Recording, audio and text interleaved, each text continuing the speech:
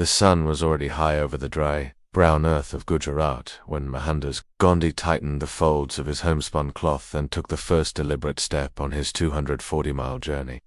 He was not alone. Behind him, 78 followers from his Sabarmati ashram walked in silence. But in colonial India, salt was no small matter. Throughout history, salt has served as a form of soft power, a mineral necessity turned into a tax collector's dream. Not wheat, not gold, not land. Along the way, Gandhi would stop in villages to speak, to rest, and to engage with the very ordinary people the tax burden affected most. At Dandi, Gandhi stooped, reached down, and picked up a lump of salty mud. It was almost a whisper of rebellion. But by that act, he had broken the salt laws.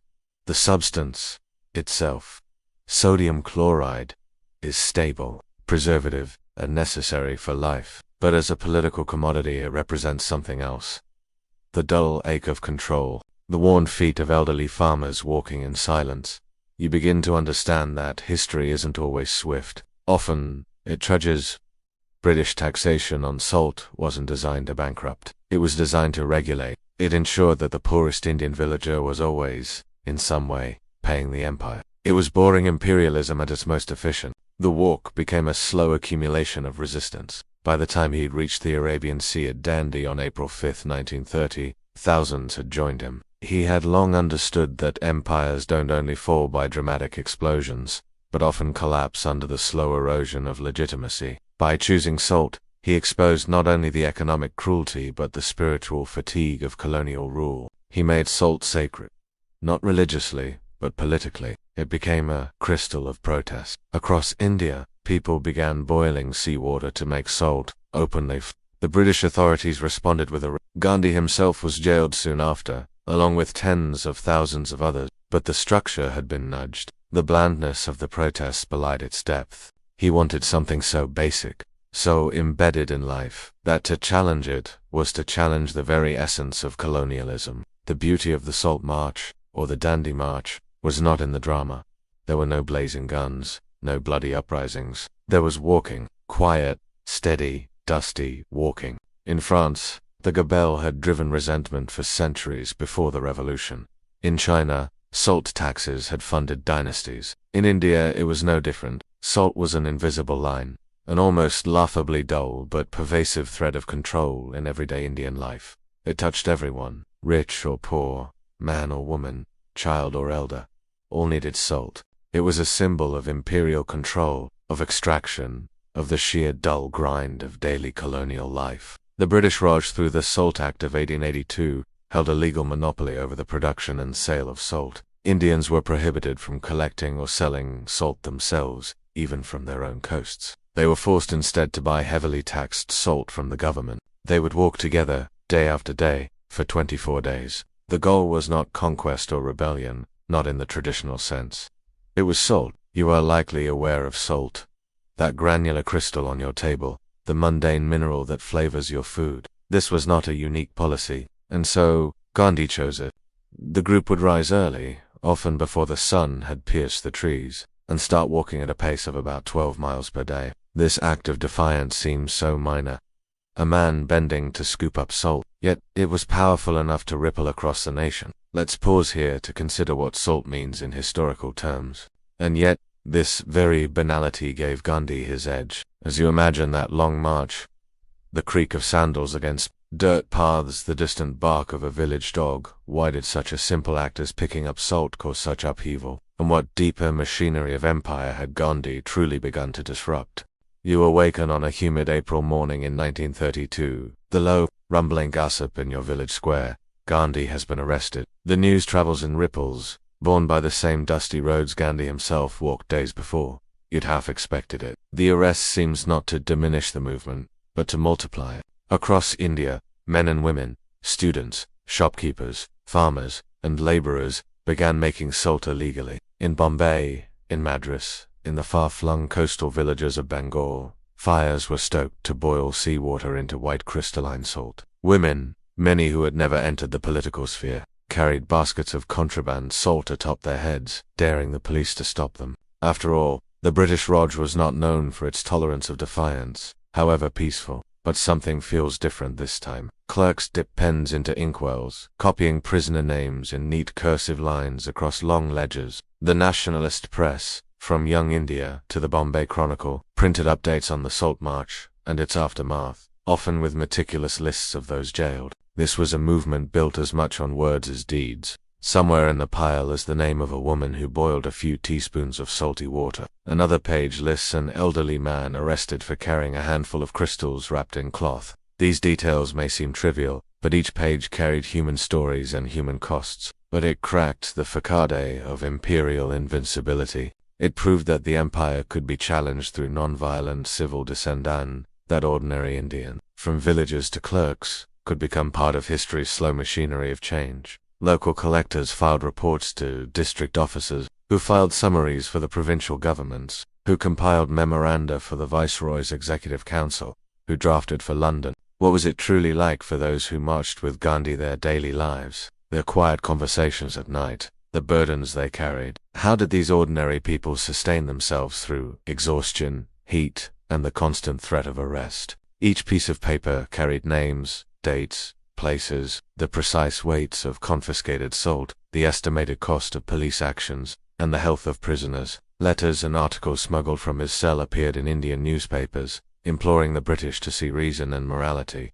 Yet the truth was less tidy. Many Indian business owners feared the impact of chaos on trade. Landowners worried about peasant unrest. The British, for their part, believed they were preserving law and order. And Gandhi, released from prison in January 1931, was invited to attend the Second Round Table Conference in London to discuss constitutional reforms for India. It was not a simple tale of villains and saints, but of complex choices under imperial rule. "There is no hatred in our hearts," he wrote, "but there is a determination which nothing can break." Pages multiplied like grains of sand. Police forces were dispatched to raid salt pans and arrest thousands. Revenue from the salt tax was significant, but compared to the rising expenses of mass arrests, lost goodwill, and administrative fatigue, the balance sheet looked different. Even British newspapers began to question the wisdom of imprisoning thousands over salt. Prisons filled to bursting with satyagrahistas, but the British were also dealing with another formidable enemy, PAP. For while Gandhi sat in his cell, the salt satyagraha spread. The British responded as empires often do when faced with quiet defiance, with bureaucracy and repression. The British Raj was a colossal machinery of files and forms, running on clerks, stamps, and registers. The Salt March stressed this machinery in an unexpected way. Arresting Gandhi might have been swift. Processing tens of thousands of minor offenders was a slog. Each arrest generated paperwork, reports, petitions, inquiries. You might think this tedious, but it's how empires live or die. Even Lord Owen, the Viceroy, noted in his confidential letters that the salt satyagraha had complicated administrative efficiency. The efficiency of an empire built upon meticulous order suddenly looked fragile under the strain of so many small, peaceful acts of disobedience. Let's pause to imagine this clerical world. In a government office in Allahabad or Bombay, the ceiling fan turns lazily overhead. While bureaucrats worked tirelessly to stamp out salt-making, Indian newspapers chronicled each raid, each arrest. Gandhi himself, while behind bars, continued to write. It is tempting to romanticize all this as a story of unwavering moral clarity. As the months wore on, the British began to wonder, was the cost of maintaining control over salt truly worth it? By the end of 1930, an estimated 60,000 people had been jailed for salt-related protests. The colonial courts were clogged. The world was watching. You might ask, did the salt satyagraha achieve immediate independence? No. The British Raj remained in place for another 17 years. Yet there's still a piece of the story missing. And perhaps more importantly, why did a mineral as simple and mundane as salt prove powerful enough to shift the fate of an empire? Imagine standing on the warm, gritty shore of Dandi once again. It is early morning. The waves are gentle, brushing the sand with a steady rhythm of breath. You look around and see, not warriors, not statesmen, but villagers. British officers beat protesters with steel-tipped lattice.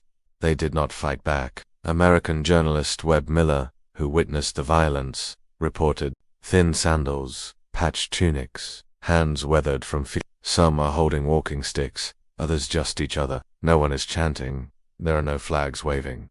Just quiet resolve. Suddenly, The world that had thought of the British Empire as a beacon of order saw a crack small, salty, and bleeding. A widowed washerwoman in Bengal who boiled sea brine in her clay pot. A schoolteacher in Pune who refused to pay the salt tax. The Salt March lasted only 24 days, but its consequences unraveled over years. Change does not arrive in a clean arc. It stumbles, it waits, it suffers delays. Salt was the beginning of a strategy that would span nearly 2 decades. The movement created something larger than protest. It created ownership, not just of salt, but of citizenship, of voice, of identity. It reminds us that the smallest things overlooked, taken for granted, carry the weight of an entire empire's undoing. A teenage boy in Orissa who collected salt in defiance and was jailed for a month. But consider this.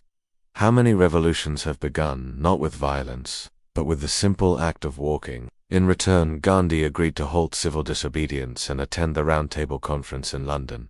Some called this a compromise. Others saw it as progress. Still, others, betrayal. The Indian government, now sovereign, allowed its people to produce salt freely. But the story didn't end there. The legacy of civil disobedience, of small acts with deep consequences, continued to echo not only in India, but in the civil rights movements of the United States, the anti-apartheid struggle in South Africa, and beyond. Gandhi himself suffered from dysentery, fatigue, and chronic pain during the movement. And yet he walked, and others followed. They didn't intend to make history. They simply acted from the quiet belief that their suffering mattered. This was the engine of the Salt Satyagraha, ordinary people. Many joined the movement, not for abstract nationalism, but for survival. Under British regulations, even they were not allowed to keep the salt they helped produce. Their labor produced profit for a distant government that taxed them for what they made by hand. Among them was Sarojini Naidu, poet and freedom fighter, who would go on to lead a salt raid at the Darasana salt works after Gandhi's arrest. In 18 years of reporting in War and Peace,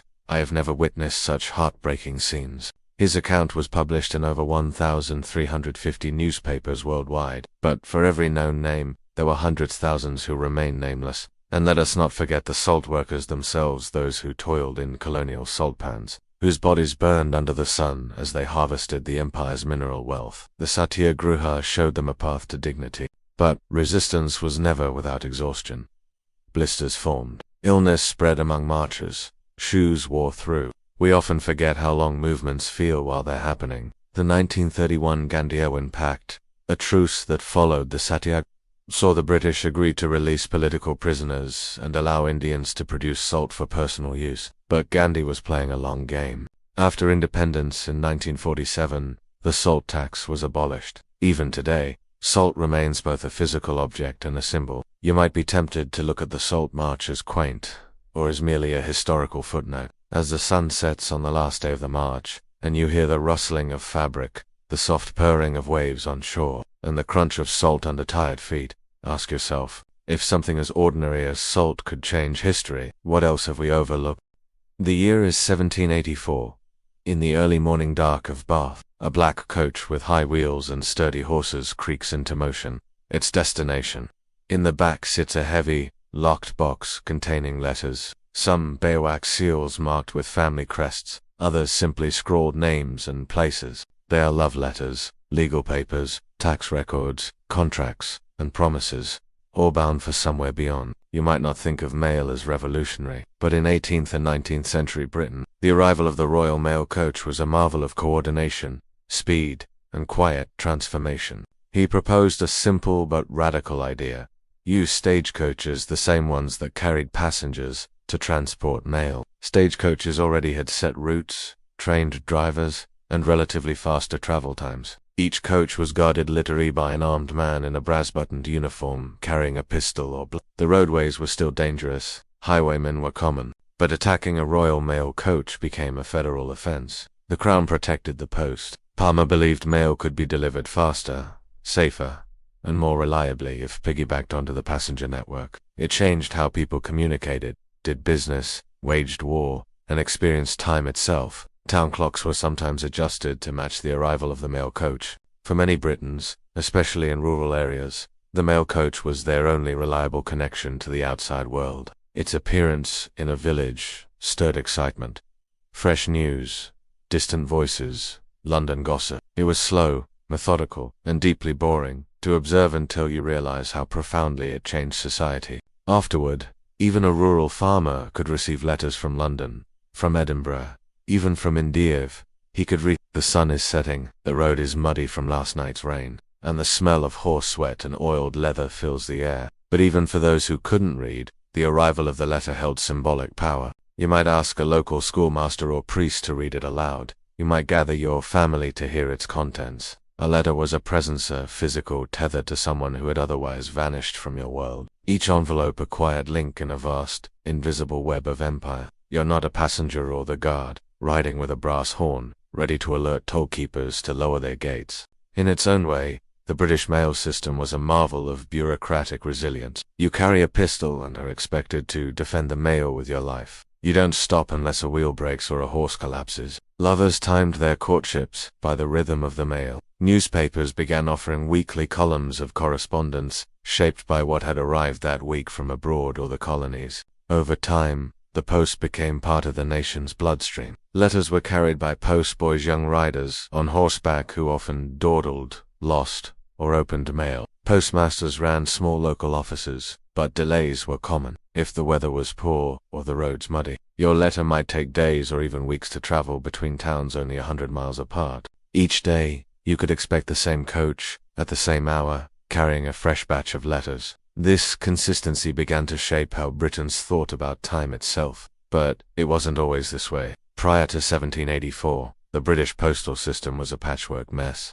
Costs were equally confusing. Postage was paid by the recipient, not the sender, and rates varied by distance, the number of sheets, and even the weight of seals or ink. A long letter from Edinburgh to London could cost a day's wages for a labourer.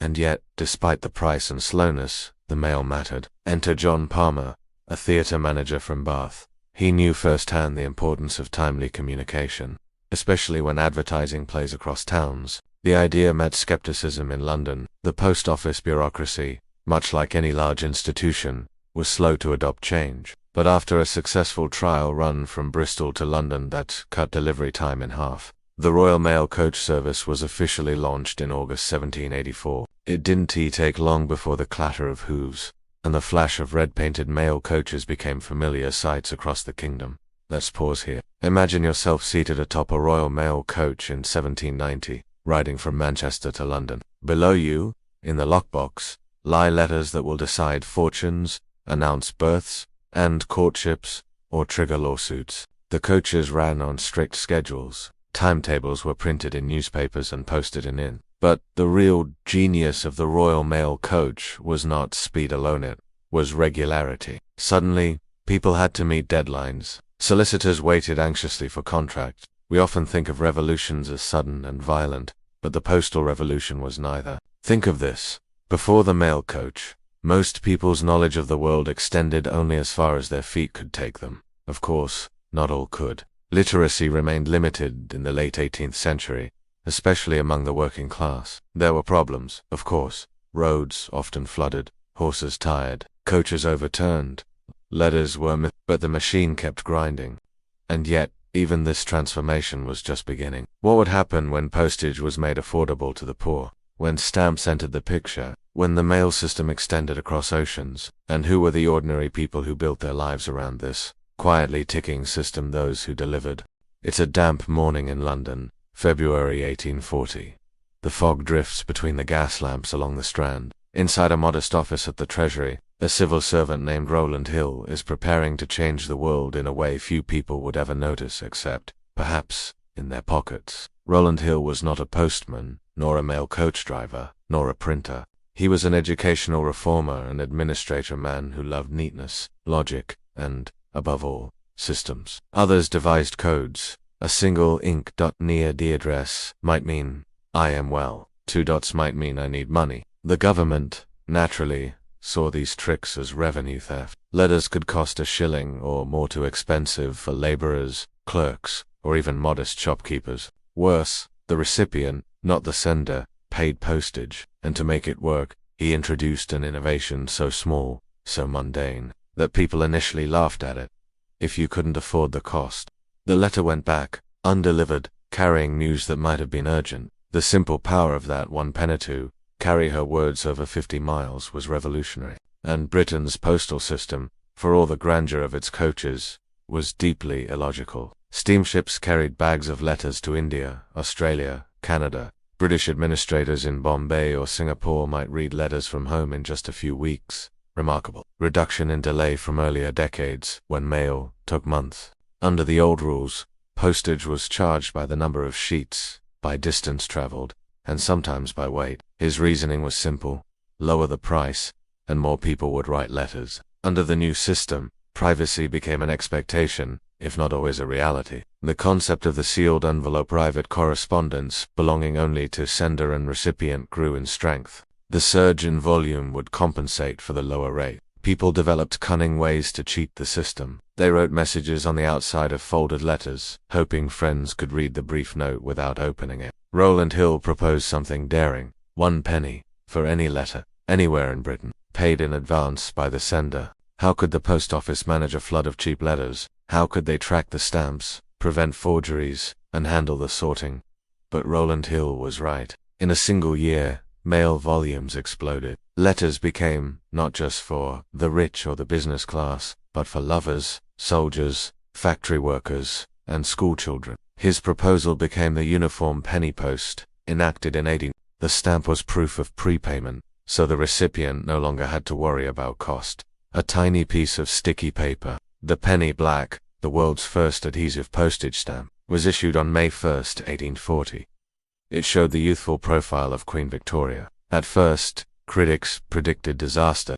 Imagine the first time a young woman in Leeds, earning 12 shillings a week as a weaver, bought a stamp and sent a letter to her brother in Manchester. But this change rippled outward into the machinery of empire itself. The British Postal Service became a model for colonies and dominions. Postal routes expanded across oceans. With speed came secrecy. Before Hill's reforms, letters could be read or inspected by nosy postmasters or local officials. And the post wasn't just carrying letters, it carried banknotes and money orders, newspaper subscriptions, parliamentary debates printed for the politically curious, small parcels wrapped in brown paper. Gradually, Britain became a society bound by written words. Clerks carried pocket diaries listing post times and delivery windows. Shopkeepers advertised letter boxes for public convenience. Even rural inns and alehouses posted mail timetables on their doors. In London alone, by the mid-19th century, there were 6 or 7 deliveries a day. Consider the new jobs this revolution created. Letter carriers, men, and later women, who walked miles daily, delivering post house to house. Sorters, workers in enormous offices like the General Post Office on St. Martin's, where mountains of letters were sorted into canvas bags under oil lamps. Postmasters, local figures who became essential community hubs, offering stamps, advice, and sometimes discreet readings of letters for the illiterate. And yet, for all the modernization, mail remained a physical thing. Heavy canvas sacks, brass locks, keys held only by postmasters, smudged ink on envelopes, the weight of sealed secrets. There was something ceremonial about the sight of the coach rattling into the village square, hooves flashing, horn blowing. Children would gather to watch it arrive, hoping to catch a glimpse of a letter from London or a newspaper sheet fluttering in the goddess' hand. The letter carriers, the clerks working deep into the night under flickering lamps. A mother in Cornwall might write her son in Calcutta, unaware that he'd died of fever 2 months before. The letter would arrive long after his funeral. Even the mail coaches, now sharing the roads with railways, continued to run well into the 19th century, particularly in regions without train lines. Yet, despite all these improvements, problems lingered. Fraud remained a concern. Counterfeit stamps circulated. Illiteracy still kept many from writing letters themselves. In rural areas, superstitions persisted. Some villagers believed that receiving too many letters foretold bad luck or government trouble, and in the background was always the vast empire. Letters flowed between Britain and colonies carrying instructions, reports, and personal laments. For all its elegance, the post could never fully conquer the tyranny of distance or mortality. So, we pause here to wonder. If a stamp in a coach could so transform daily life, what did this revolution look like from the viewpoint of those who labored within it, the mail guards? And what would happen when trains arrived to threaten the supremacy of the mail coach itself? Picture a stormy night in November 1846. Wind howls across the low fields of Northamptonshire. Along a muddy road, A royal mail coach lumbers forward, lanterns swinging wildly. Inside the red-painted coach box are bags of letters. A new engine waits to haul the night mail to London faster than any horse ever could. Outside, a guard clutches his blunderbuss, eyes squinting against the rain. But just a few miles away, in a rail yard under towering iron arches, steam hisses from a locomotive. The post office saw a future in steel rather than hoofbeats. This was the turning point. The mail coach, an icon of Britain's roads, was about to meet its quiet rival, the railway. By the mid-19th century, iron rails were carving lines across the landscape. Trains offered unmatched speed, capacity, and eventually lower costs. Why? Because railways were not universal. Others faded into obscurity, clutching medals awarded for bravery in past coach robberies. Coach builders saw orders dwindle. Even innkeepers along the old coaching routes mourned the passing of steady trade. The railway-starved towns bypassed by the tracks. Accidents occurred. In 1874, the Abbots Ripton disaster saw a collision in heavy snow that killed postal staff aboard the mail train. Letters were strewn across icy fields, picked up by villagers in the dawn light. It was a stark reminder that progress could be swift, but never entirely safe. A mail coach once stopped for breakfast in a village in might now roar, passed on steel rails, never pausing. Hills, poor funding, and political squabbles left whole counties without tracks. For these places, the coach remained essential. Victorian writers such as Dickens and Trollope immortalized the mail in their fiction. Yet for all the sentiment, practicality won the day. A letter was physical proof that someone, somewhere, was thinking of you. A clerk in Birmingham could write a cousin in Edinburgh and expect a reply within days. A young man in Liverpool might send a timid note proposing marriage to a sweetheart in Bristol, confident it would reach her intact. The coach could never match the speed or capacity of the iron rail. In Egypt, mail bound for India crossed the desert overland, loaded onto camels in leather bags, then onto steamers in the Red Sea. And what became of those who once rode the high box of the mail coach, guarding letters under the stars? The empire's arteries were filled with letters, personal pleas, official commands, military orders, commercial invoices. To post a letter became universal. Phrases like mailing it in or post-haste carried echoes of the system's legacy. Lovers sighed over lost letters. Lawsuits hinged on delivery times. Newspapers breathlessly published stories of delayed trains jeopardizing crucial mail. And the sight of the coach arriving, its guard blowing the long brass horn, still carried deep significance in local life. By 1860, the General Post Office processed over 564 million letters annually. The Postal Service became one of the largest employers in the kingdom. By the 1840s, dedicated mail trains thundered through the night, carrying clerks who sorted letters while the train was in motion. Lanterns sway overhead. Postal clerks stand in narrow aisles, grabbing letters from canvas packs, shuffling envelopes into pigeonholes labeled for distant towns. Bags are snatched through moving train doors via mechanical arms called mail catchers, an invention that allowed trains to collect or drop mail without stopping. In 1830, the Liverpool and Manchester Railway proved the feasibility of carrying mail. Soon, the travelling post office became reality. Imagine stepping inside one of these TPO carriages. A delay of minutes meant missed connections and agitated postmasters down the line. Precision replaced the more relaxed rhythms of the mail coach era. To the clerks, time became precious in new ways. Yet even as trains gained prominence, the mail coach clung on in many regions. But the age of the mail coach was fading. Let's pause and glimpse the human side of this change. Mail guards, once respected, found themselves redundant. These men, once heroes against highwaymen, had no place aboard the Iron Horse. Some became railway porters or station guards. Horsekeepers, who'd tended the great stables in London and provincial cities, lost work. Meanwhile, the new railway mail system developed its own problems. Yet the mail had to move on. Britain's empire depended on it. Consider India. British steamers began carrying mail to Bombay, reducing transit times from months to mere weeks. Back in Britain, the flood of cheap letters kept rising. Even the language of mail entered daily speech. The romance of the mail coach faded into nostalgia. Paintings depicted proud coaches racing through snowdrifts, guards blowing horns defiantly. But consider this. Even with trains and telegraphs, letters remained deeply human. Ink still smudged under trembling hands. Paper still carried the scent of the sender. And so, as the century turned, Britain became a country more connected than ever. Yet, Amid this surge of efficiency, we're left with a curious thought. Did the railways, for all their speed, make communication more meaningful or merely faster? The year is 112 CE. You stand just beyond the walls of Rome, near the banks of the Tiber River. The sun is already high. The air is thick with heat and the scent of damp earth. Not the marble columns or gilded statues, but the true skeleton of Roman architecture. The humble brick. A flat plain stretches ahead, scattered with straw-roofed shelters and low kilns.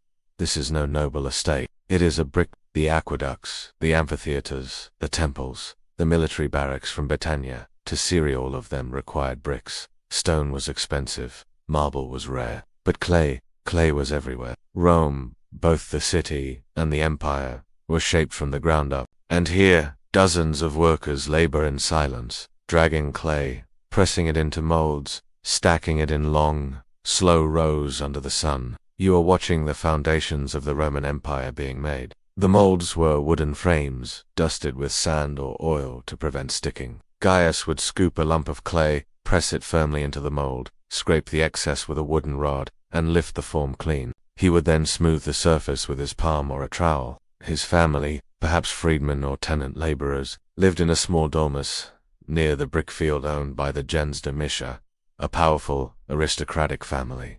Rain was a disaster. Workers would throw hastily stitched coverings over the rows. Too much sun, too fast, and the bricks cracked. Too little, and they remained soft. Every major production carried an official stamp, pressed into the wet clay using carved wooden dies. Temperatures could reach 900 degrees Celsius. It was here that clay became stone, permanently hardened and ready to bear the weight of empire. But it was also the story of men like Gaius, whose hands left behind walls that still stand today.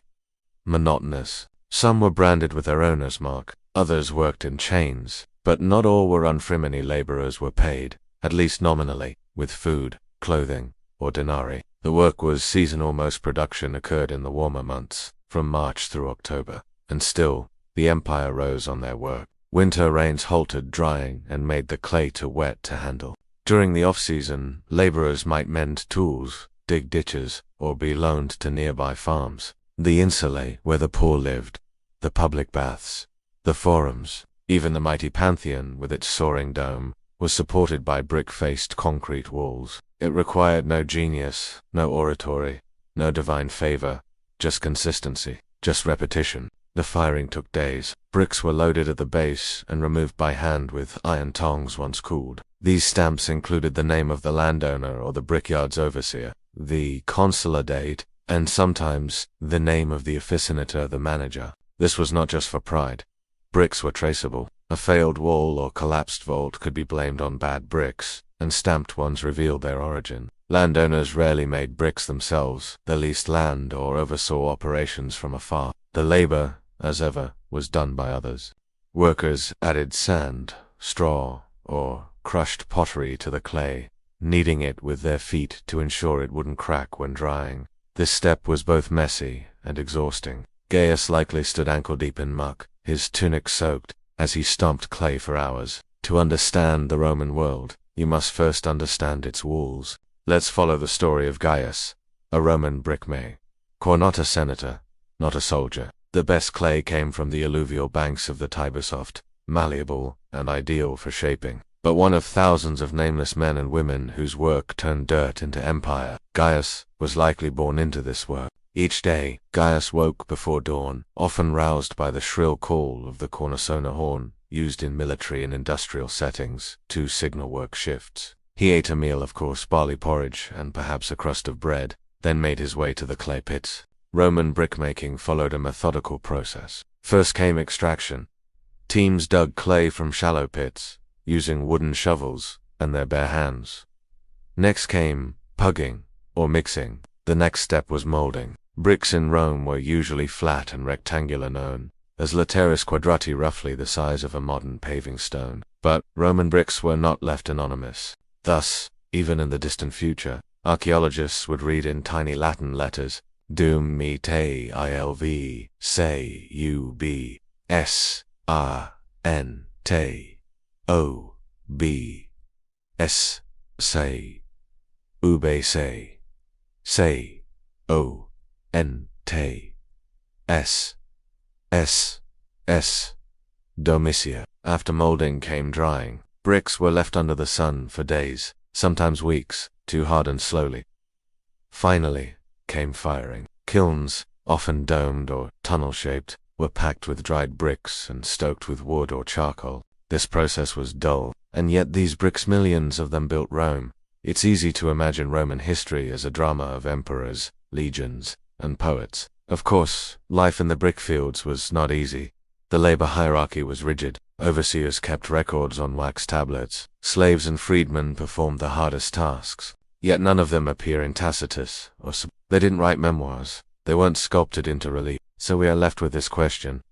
What kind of empire builds itself on stamped clay and leaves behind no names, but every wall whispers of the hands that shaped it? Time passes. The fires in the kilns go out one by one. The tools rust.